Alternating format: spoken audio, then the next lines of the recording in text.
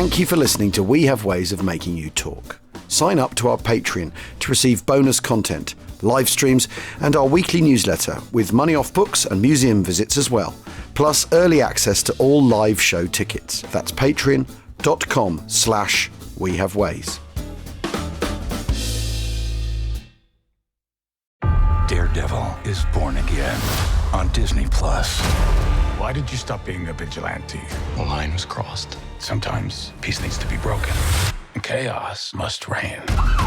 On March 4th, the 9-episode event begins. I was raised to believe in grace, but I was also raised to believe in retribution.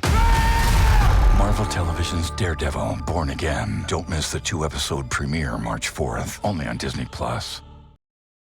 This episode is brought to you by Progressive Insurance. Fiscally responsible, financial geniuses, monetary magicians. These are things people say about drivers who switch their car insurance to Progressive and save hundreds. Visit Progressive.com to see if you could save. Progressive Casualty Insurance Company and Affiliates. Potential savings will vary, not available in all states or situations. We passed over a destroyed land. You were not needed, do not know what hell looks like. We can have today only one purpose, and that is to see this thing through to the end. Meanwhile, in the Ardennes, the Americans have recaptured the initiative, moving step by step back over the lost ground.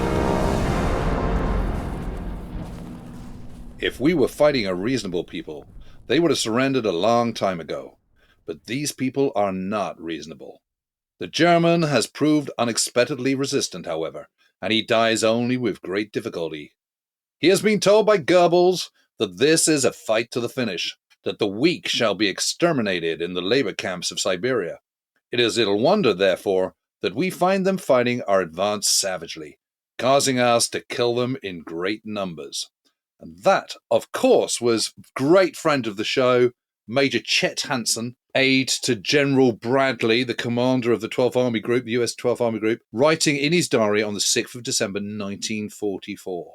Yes. Welcome, ladies and gentlemen, to We Have Ways of Making You Talk, episode 2 of our Battle of the Bulge series with me, Al Murray, and James Holland. And Jim, today, for this episode, we're looking at the American situation. Well, and the Allies generally, and where they're at, and what they're about, and what the plans are, and where they're thinking. And you can sense in that diary entry the kind of frustration that the Germans are still fighting. I mean, we've discussed this a little bit. You know, traditionally in wars, you throw in the towel when you're not going to win and you've run out of money. And I mean, you know, and as I've argued quite consistently, that for the Germans is basically the autumn of 1941. But here they are, and you know, they're fighting one savage enemy in the Pacific and the Far East. They're fighting another savage enemy here in Europe, in Middle Europa, and you know, it's frustrating because what's a guy got to do? I mean, you know, Würzburg in ruins and Aachen in ruins and the whole of the Ruhr in ruins, and yet the Germans are still fighting. But also, just from the American perspective, the cost in blood and treasure. Like, this is a war they were dragged into, after all, the Americans, and here they are on the German border, and the Germans seem determined to carry on into the abyss. I actually think it's very interesting that he says, if we were fighting a reasonable people, these people are not reasonable. One of the problems the Allies have is actually finding the edge of German reason. What is it that the Germans regard as sensible and reasonable? They don't know, because they know that there's an unknown here, isn't there? Which leads to the interpretation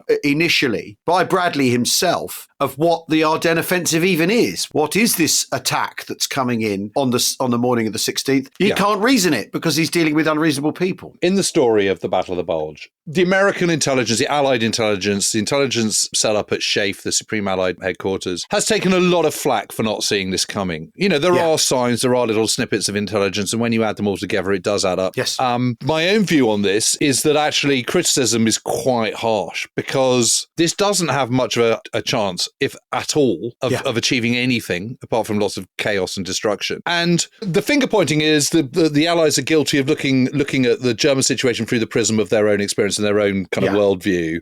You know, it's total madness for the Germans to launch an offensive, so therefore they won't. But it is total madness for the Germans to, you know, I mean, I don't see how you can predict this, because there's nothing about it that makes any sense. And let's face it, the only person who thinks this is remotely a good idea is Adolf Hitler. He's the only person in the entire planet who thinks that this has any chance of success or there's any point to it whatsoever. I mean, von Rundstedt doesn't, Mödel doesn't, von Manteuffel doesn't, no one does. Even the lackeys at the OKW don't think it's a great idea. Yeah. So I don't think you can be too hard on the Allies for kind of equally assuming it's extremely unlikely, because it makes no sense whatsoever. One of the questions around this, of course, is that, or one of the things this reveals perhaps, is that Ultra doesn't tell you everything, does it? And this is one of those situations where Ultra doesn't really offer much at all. They know there's a 6th Panzer Army, for instance, but they don't know where it is or what it's doing. But the reasonable assumption is they're saving their strategic reserve, if what there is of it, for the spring when we will have to cross the Rhine one way or another. And clearly the next big thing the Allies are going to have to concentrate on. And, the Allied generals will think, well, these guys have got an amazing staff college with an amazing staff tradition, Prussian soldiery. There's absolutely no way they're going to do anything harebrained now. Surely not. Completely. And that is the reasonable way to look at things. But a lot of intelligence and staff planning is about assumptions, isn't it? Yeah.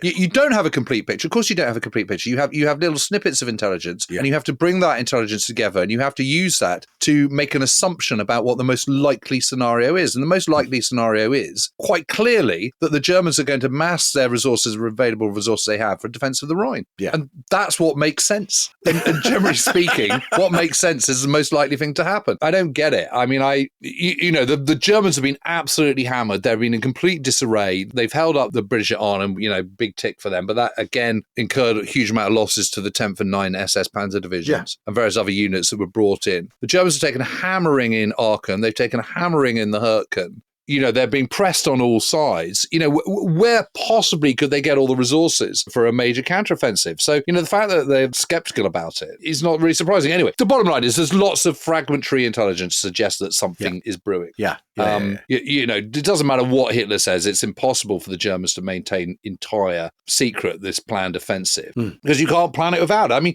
for example, General Eberbach, remember him from Normandy? Yes. Who was brought in to take over from von Schwellenberg as the Panzer Group commander. He's been captured. He's now in British captivity. He's bug talking about an offensive that was planned with 46 divisions. Yeah. And he's another German officer captured on the Scheldt also speaks of a planned offensive of 46 divisions, the same number. Yes. That's alarm bells, isn't it? These are captured by MI 19A on the 28th of November and forwarded to Schaeff, but not taken seriously because 46 divisions seems ridiculously high. And it was. Yeah. Doesn't make any sense. Yeah. And there's a POW picked up who talks to 6th Panzer Army, and Schaeff hasn't heard about 5th Panzer Army for several weeks, so they're wondering, where is it? And of course, they're assuming it's for a counterattack, a crossing of the Rohr. None of these assumptions are unreasonable, are they? No, this is my point. It's an entirely reasonable assumption. Just to really make that point, you can only work on assumptions from the snippets of intelligence you've got. So they haven't heard about Panzer Army for a bit, but they know it's there. They have heard about 6th Panzer Army. They know it's somewhere. They know of it. In the west, not right on the front line. 6th Panzer Army and 5th Panzer Army have both been incredibly good as part of this Hitlerian pain of death secrecy of not using radio comms in their preparations. If they're not making, if there's no radio signals to pick up, you can't use the benefits of any intelligence that they're offering because they're not available to you. And it's also assumed that the Germans are going to preserve and husband a fair amount of their strength that's left for the inevitable next Red Army assault on the Eastern Front, which is probably going to come in the immediate new year, which is the tempo of Soviet operations. And their intelligence summaries are also multiform in terms of the Allies. I mean, there's air intelligence as well, and there's reports on bombing, and there's analysis of bombing and photographs taken over where they bombed, and analysis of drops and damage caused and all the rest of it. And it's much more scientific than it had been 2 years earlier. So they've got a pretty good picture of, you and I looked at that blue book of Air Chief Marshal Harris's with all the bombing, and you can see clear as day in aerial photographs a marshalling yard and how much it's been hit. You can understand why the Allies would go, well, that marshalling yard's not going to be used anytime soon because it's absolutely hammered. You're into daily 1,000 bomber raid territory, aren't you, at this stage? Well, almost 2,000 because you've got Bomber Command operating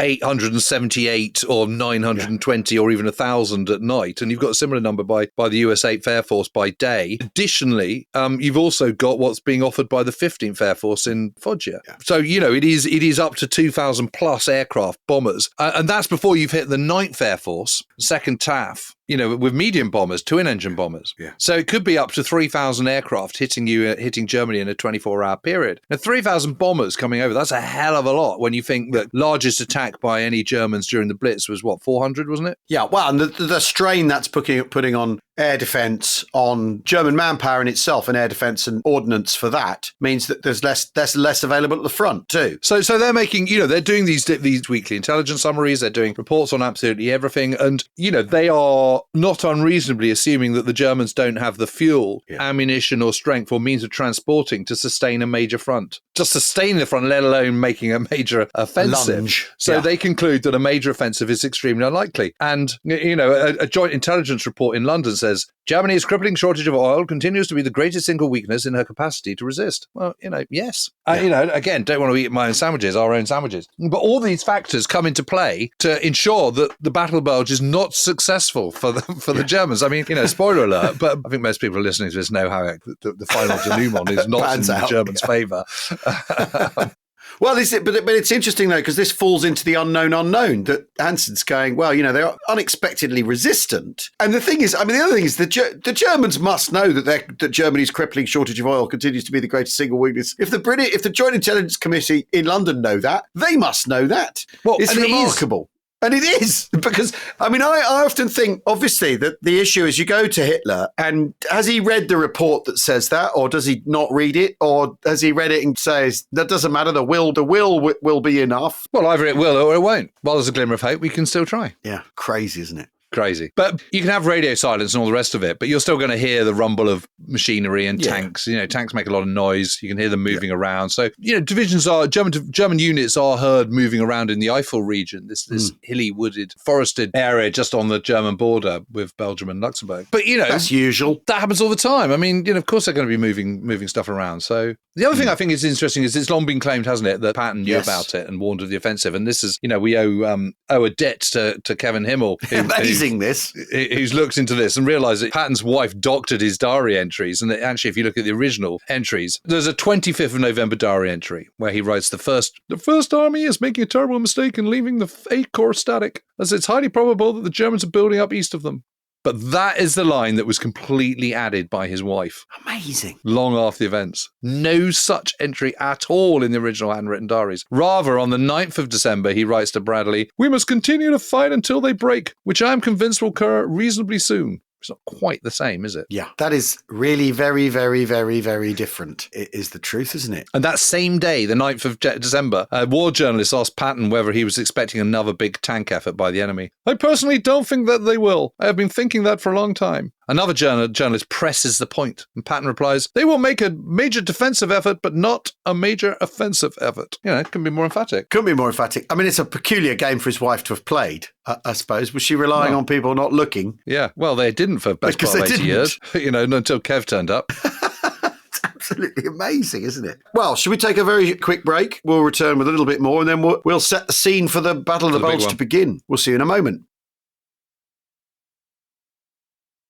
En los viernes de papitas gratis, llévate unas papitas medianas con una compra mínima de $1 en el app de McDonald's y guarda esa reserva secreta para después, como en 2 minutos. Para pa pa pa. Válida los viernes una vez al día hasta el 12:30 y 1.25 en McDonald's participantes. Excluye impuestos. Debes haberte registrado en Rewards.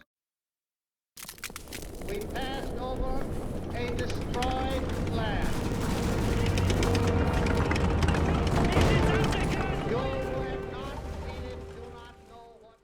Welcome back to We Have Ways of Making You Talk, part 2 of our Battle of the Bulge series. You're probably aware that we summoned by Ouija board George Patton there to read those diary entries. It is very, very, very peculiar that falsifying a diary like that. Because he's a brilliant enough soldier as it is. He doesn't need to be Nostradamus as well, does he? No. So there's also, we've also got to look at Colonel Oscar W. Koch, who is Patton's G2 intelligence officer. So he's sort of smelling a rat. There's sort of little patterns going on here that he's a little bit worried about. But like his counterparts in 1st Army and in 12th Army Group intelligence, Koch's been tracing enemy build-ups and has requested more reconnaissance flights. Yeah. But, it's foggy. It's the autumn mist. And it's a time of rain and low cloud. And so he gets reports of enemy artillery concentrations, but not of panzers. Yeah. But we bunged drones up into the air the other day when we were in those forests. And, you know, you can see the forest trails, but you can't see anything in between, can you? No, you can't see into them. No. There are these trickles, but obviously what we've got here is hindsight. We're not looking at this from the point of view of the 9th of December 1944, where you don't know this is about to happen, where you aren't looking back, where you aren't going, we got caught with our pants down and we shouldn't have done. You know, this is the thing, isn't it? These are all reasonable ways of looking at the situation at the start of December or the second week of December in 1944 in this part of the world. You know, Koch and Patton do not foresee the Ardennes offensive. I mean, what's Patton's preparing for an offensive himself, isn't he? That's what they're getting ready for. The Hurtgen offensive is still going on, isn't it? They're moving on the lakes, aren't they? That's what's going on, what the Americans are actually up to. Because what they're not doing is sitting around waiting for the Hurstnable to begin, are they? They've got plans of their own, things in motion. Patton's moving on the Saar, isn't he? So there's all that going on. Because I often think when you talk about intelligence pictures, you can make it sound like everyone's being passive, sat around waiting for something to happen. And that's not the Allied state of play at all, actually, at this point. You know, Monty's getting ready to shorten his lines with what will become Blackcock, you know, forcing out the bulge he's got in his line. Rear pocket, yeah. He's also mentioned earlier that, you know, Market Garden has failed, but Market Garden has failed at Arnhem. It has delivered that great big salient that puts you right round the corner at the top of the Siegfried line at the Reichsfeld, you know, and they've held on to that successfully. So German success even in that, and the ground that the Allies have taken, the 21st Army Group now hold, is really strategically important. I often think the Allied picture just before Hurstnable can be portrayed as sort of passive, and they're sat around twiddling their thumbs wondering what's going to happen next. Whereas in fact, as I say, you know, 21st Army Group's getting ready for its next big shove, isn't it? Yeah. And as is Patton, one of the things that happens when Hurstnable begins is Hodges thinks, well, this is an attempt to disrupt my attacks that are going on now, not this is a major offensive, because they're trying to like squeeze the German square peg into their round hole of their thinking, unsuccessfully, as it turns out. But yeah, I mean, their intelligence picture has picked up something up. You know, they are predicting attack, as we discussed earlier. They're expecting it to be in the Ruhr area. They're just not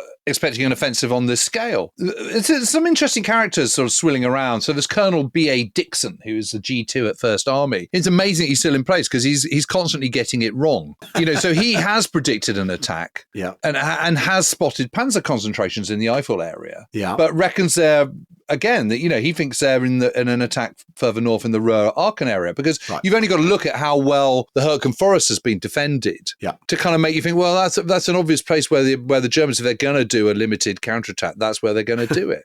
You know, there's nothing on Ultra because Hitler's insistence on radio silence has really worked. Y service haven't picked up any signals. This is a radio intercept listening people service. So, you know, it is a very sort of mixed picture. Then on Sunday, the 10th of December, is really heavy fall of snow, which then doesn't fall again until kind of Christmas time, but until the big freeze on the 23rd, 24th of December. But there is a big dollop then in the Ardennes region, the Eifel region. It's considered a quiet zone, you know, because it's north of where Patton's about to do his major offensive, and it's south of the Hürtgen Forest. And so they assume this is a sort of quiet zone. This is where you can put units to kind of hold a kind of rough part of the line in an area that's unlikely to see much action because of its topography. I mean, you know, if the Hürtgen Forest is bad with its trails and its forests and its dips, I mean, you know, the Ardennes area is even more problematic because there's more rivers. But the 106th Division, Infantry Division, is newly arrived. It's just taken over from the 2nd Infantry Division on that ridge of the Schnee Eifel. And that in itself is a little bulge, isn't it? I mean, we were there the other day, weren't we? It's very pronounced, that ridge line. And then you've got the next ridge line, which is sort of by Alf to Ore.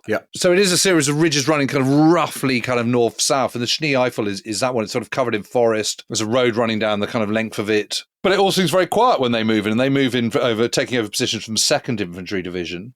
Men of the 106th who are kind of new to combat, new to the front, they've heard tanks and vehicles, but they kind of, you know, because they're lacking experience, they're unsure that this signifies anything. And so there's no great alarms from any of the G2 reports further up the chain. So they don't take it particularly, you know, seriously.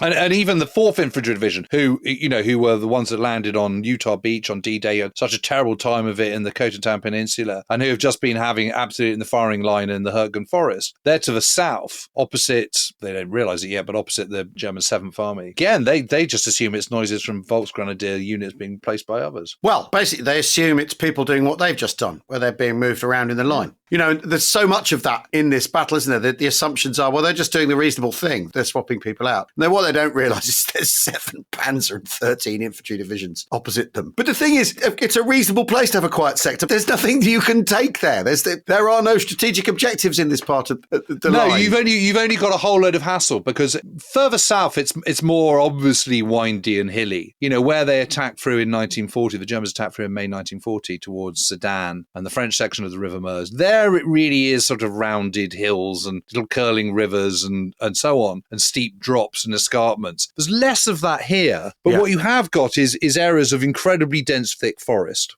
through which run various trails and fire breaks and so on. Then you've got open farmland, which is sort of rolling, isn't it? It's sort of undulating. It's great tank country. Great tank country. But what you have got a lot more of in that area is rivers. There's lots and lots of rivers. And rivers are problematic when you're attacking, because you've got to get over them. And your enemy, as they pull back, can blow all the bridges. So you've then got to find your bridges. And it also narrows your scope of where you're attacking. You know, you've got to attack where you can get across, which then makes it easier to defend. You know, so you can concentrate your defensive forces. There's a reason why everyone thinks this area is a tricky place through which to fight. Allied knowledge of what the Germans are capable of. No one's getting to the Meuse through there. So you can put 106 in there, and you can put 4th Infantry Division to dust itself down and regroup after its troubles in the Hürtgen Forest. What it isn't is naive to put these divisions, one of which is battered and the other which is sort of untried, into this sector. You know, which is one of the accusations, isn't it? Why didn't they put experienced troops there? Well, 4th Infantry are experienced. Yeah.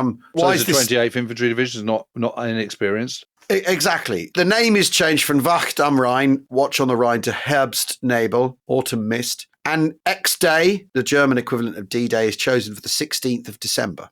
So it's happening. And there's a conference at the Adlerhorst, Hitler's Eagle's Nest, on the 11th of December for the senior commanders. And that's the speech you so brilliantly read out at the start of the first episode. And this is Hitler in shuffling and terrible, aged, knackered, people going, crikey, look at the state of him.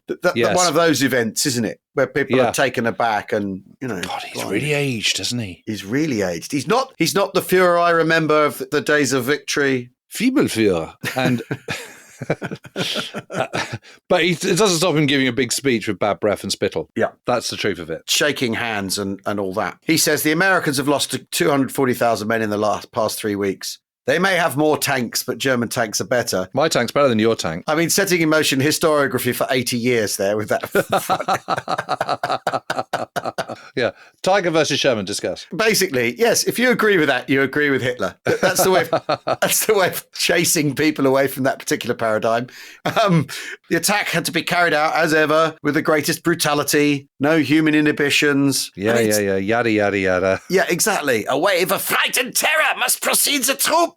Yeah, they would convince the enemy that they'd never surrender. Never. You know, it's all right for you to say, mate, is how we read that stuff. You think, you're not doing this. His attitude to the lives of German people, of his subjects, that basically they're there to then, you know, never ever surrender means die. It doesn't mean anything else, does it? But that's all part of the German will, and this is part of the grand plan for the 1,000-Year Reich. But it's obscene. You know, of course people are going to have to die, but what could be more glorious than dying for a future of Aryan greatness? That's the obscenity of it. Every now and again, it's worth pausing and being disgusted I'm thinking, by it, God, this is bonkers. Yeah, and horrible. Hitler's mad plan. I'll rest my case. 2 days later, on the 13th of December, Dietrich, and if Sepp Dietrich can spot this, and there's quite a lot of SS guys going. I mean, Dietrich is quite, again, the whole thing, isn't he, in Normandy? You know, he's with Rommel in kind of, let's throw in the towel, let's surrender. Yeah. He says to Mödel that Herbstnebel is the worst prepared offensive of the war. And, you know.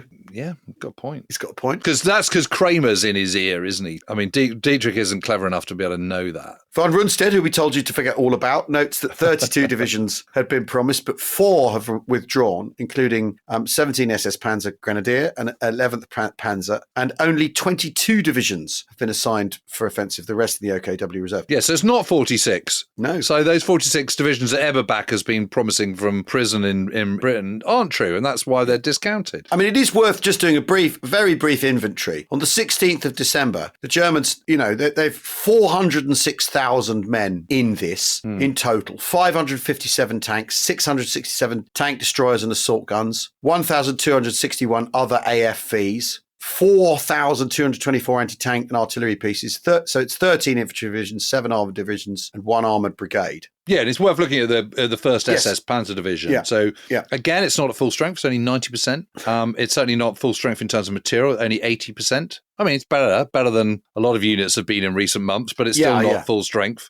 35 Panzer IVs, 35 Panthers, 42 Tigers, 120 carriers, 24 anti-tank guns, 36 artillery pieces. It's not insubstantial, but it's not enough. I mean, it just isn't. Clearly it's not enough. I mean, a single armoured regiment in the British Army would have 62 Sherman tanks. Yeah. So this division has got 35 Panzer IVs. So what's that? 35, 70, 112 tanks per division. Yeah. Compared to 180 odd that you would have in a British Army Brigade, American Army Brigade. Yes, but the Führer said, Jim, they may have more tanks, but German tanks are better. You've got the Führer's word My for tanks it. are better than your tanks. Well, you have got this, and the other thing is that with the exception of the Battle of Kursk and a few sort of offensive drives in Tunisia and elsewhere and Sicily and stuff, for the most part, this big armour that's been used has been on the defensive. And even on the defensive, you need to be able to manoeuvre your tanks. Yeah. No German soldier has been doing a kind of, 150-mile strike in a Tiger tank. No. So at this point, no one has tested the operational ability and agility of the German army to a degree that's being expected by Herbstnebel. I mean, actually, that is the core point, is they're trying to do something they haven't done. This is something it's a long time since the big offensives of Barbarossa, with this kit and not with these kind of people. No, and the problem you've got with the Tigers and the King Tigers, which is 68 tons, and the Panthers, which are 46 tons. Problem with them is they are incredibly complex pieces of kit, and the great advantage of the Sherman, probably the overwhelming advantage of a Sherman, is a tank is an inherently complicated piece of kit. And you want it to be as simple as possible. And the Sherman absolutely follows those rules. Whereas the Panther Tiger and King Tiger absolutely do not. And you're asking a huge amount of these vehicles and the crews that are manning them, which are not very well trained. Very, very complex pieces of kit, which are very, very difficult to maintain in the field. They're difficult to maintain in the field in summer when the days are long and when the conditions are dry and warm. They're really, really difficult in snow and fog and stuff and rain. And of course, these roads, it's really important to understand that the road network of Europe, yes, it is in part tarmacked in cities, but outside of the cities, the back roads are not. They're dirt roads. These are what we call in strada bianca in Italy. So this is compact. It is a metal road in so much as it is laid, but it is a dirt road rather than a tarmacked road. And they're designed for small cars, horse and cart, and very, very light traffic. What they're not designed for is a 68-ton beast. And the problem is every time you curve, what you do in a tank is you're putting brakes on one set of tracks and you're moving another. And what that does is that grinds down into the road, and dirt roads will just get torn to shreds by the tracks of the King Tiger Steel Panther. tracks and, So then, the problem is with that, though, is you're then dependent on your wheeled vehicles to then follow. But if the road has been churned up, they're not all four-wheel drive with sort of snow grip and all this kind of stuff. They get bogged down, and then you can't maintain your effort. That's the problem. That's why it is so hard going on the offensive at any time, but it's particularly hard in winter because the conditions don't allow it. Hitler, if he wants to look back, look at what the overwhelming material might that the Allies had in southern Italy in the winter of 1943 or 44, and they're struggling. Yeah. I mean, the other thing, if you've got 35 Panzer IVs, 35 Panthers, 42 Tigers, that's 3 different ammunitions or spare part scales. Yeah, that's before you got onto your Jagdpanzers. Yeah, exactly. And your Stugs and your Jagdpanthers. You're immediately into a supply material issue in terms of running them and maintaining them. If you have one type of tank, everything's simpler. If you've lots of different types, as well as the tanks being complicated and unsuitable for the terrain and all that, it's just more complicated if you've got to maintain lots of different types, isn't it? Yes. Which means there are you need more vehicles to supply more stuff to keep them going. Everything multiplies. Also, what bridging kit have you got that can cope with tanks this heavy? Because you're going to need it, aren't you? Yeah, that's the problem.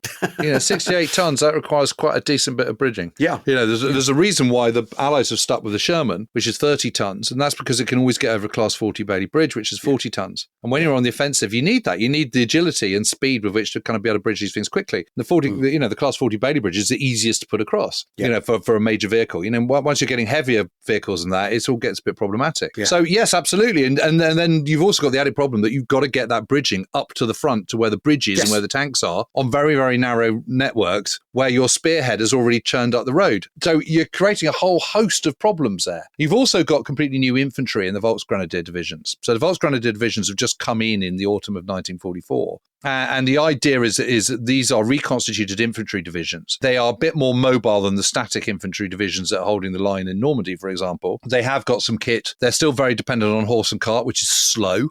They do have some vehicles. They're called Volksgrenadier because the Volks thing is sort of appealing to the kind of German nationalism and the notion of the Volk. Grenadiers, again, is a hark back to Prussian military excellence of the 19th century. In amongst them, they have a hard core of very good NCOs, which has seen experience on the Eastern Fronts and all the rest of it. And the officer class and the NCOs, most of the officers are people who have been NCOs, who've been promoted in the field. So you can forget your whole kind of Farnen Junker, highly trained officer of the early years of war. That's all gone to pot. So there is, they're not terrible by any stretch of the imagination, but the numbers of troops are made up by teenagers and 40-somethings. And the problem is, in any offensive, it is your NCOs and junior officers that are leading the front and who are the most vulnerable. So as long as you've got them, you're kind of okay. But the moment they start getting attrited and knocked down, you've then got a whole bunch of people who aren't very well trained, who don't know what to do and won't take on that leadership mantle. But it's a function of that kind of leadership that you are attrited and knocked down. Of course. So you better make sure you have your breakthrough right in the word go, or else you're going to be stuffed. Yeah. Well, and then Manteuffel's Panzer Army is also similarly short-handed, isn't it? 5th Panzer Army. It's not as large as 6th Panzer Army. But he's a smarter cookie, and as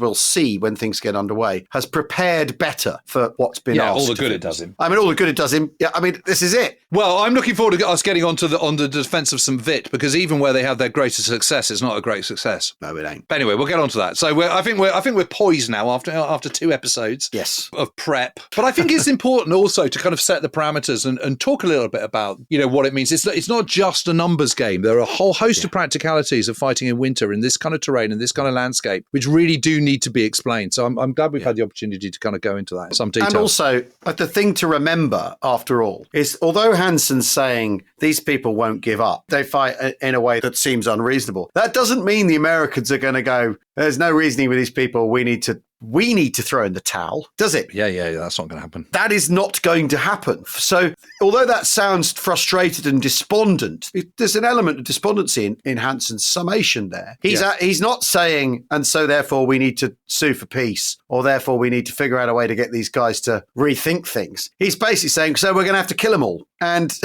we're going to have to kill tons of Germans, unfortunately. And, he's saying them's the breaks, isn't he? And I think that's the thing, really the thing that is to come. The way the Americans handle this battle is shot through with that as much as anything else, isn't it? Yeah, mounting frustration. This is still going on, but absolute determination to see the job done. Yeah, and extraordinary American might comes into play at various points in the battle. As much as the sort of the last stand stuff or things that take on the shape of last stands, there are some artillery fires by the Americans. Yeah, which are proper shock and awe, isn't it? Which beg a belief. Yeah. Anyway, all to come. Yeah, stick with it. Do subscribe on our Apple channel, Officer Class, or join us on Patreon. And don't forget, we have Ways Fest V for Victory, putting the fun into Funf in September, the 12th to the 14th of September, a whole festival of this kind of war waffle. We've been putting the program together. And we'll be figuring out what we can fit on the site, what to call different tents and what they will feature and all that sort of stuff. And we very much look forward to seeing you there. We have waysfest.co.uk for the perfect weekend of War Waffle. Kids come for free, so you can bring the family and basically install your children at the hot dog stand while you go watch some tanks or watch some tanks or listen to something about escalation in the Allied bombing in 1945 or whatever, because there's going to be all sorts of fascinating stuff to listen to. Thanks very much for joining us. When we return, the Battle of the Bulge will be underway, my friends. Good luck! Cheerio.